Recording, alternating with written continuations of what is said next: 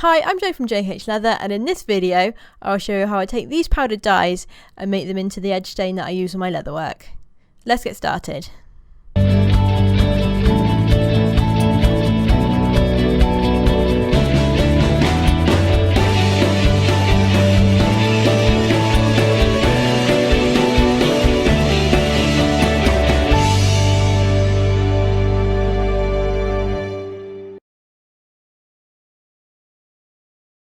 Right, so these are the powdered dyes that we will be using. So they come in black, golden brown and Havana, and they're all available from Abbey, England, and I will put a link in the description below, so if you would like to purchase yours you can do.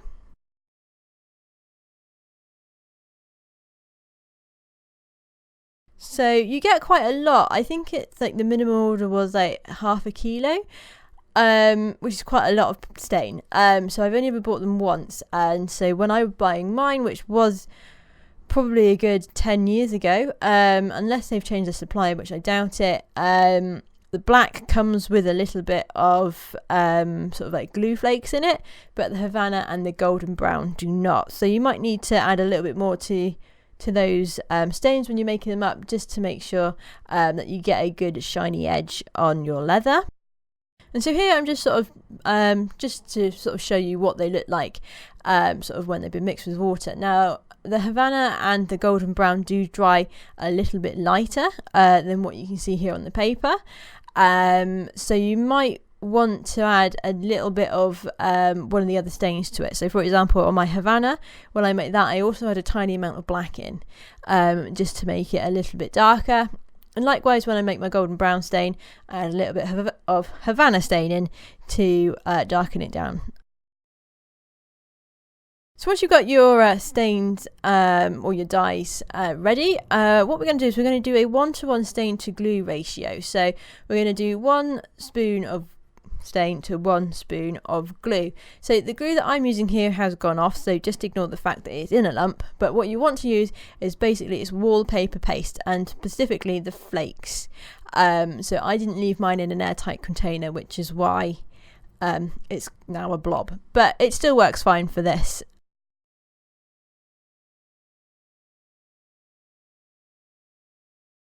I'm using like warm water here.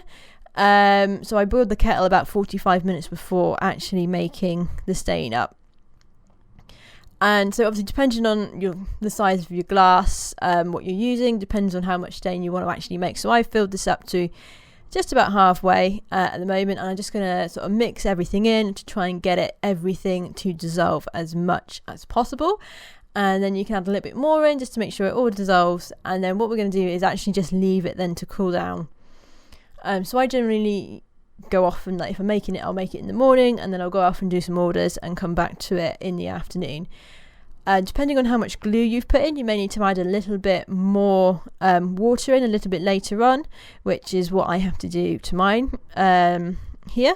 So as you can see, that's quite goopy, so I've added a little bit more water to that, and then it's good to go.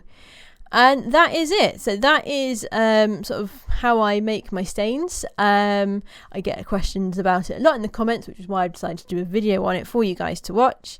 And yeah, so once you've made it up and it's cooled down, you want to do your test bits, see how it looks, and if you feel you need to add a little bit more glue or a little bit more stain to your sort of pot, you can do. Obviously if you put in too much water, you might dilute it too much and it might not be dark enough. And yeah, so that's it. I hope you all found this helpful. Like I said, I get asked it a lot, so I figured I would let you guys know how I make it. But that is the end of the video. If you liked the video, please click the thumbs up button and subscribe for more videos and tutorials, and click the notification bell to get notified whenever I publish new videos. See you in the next one.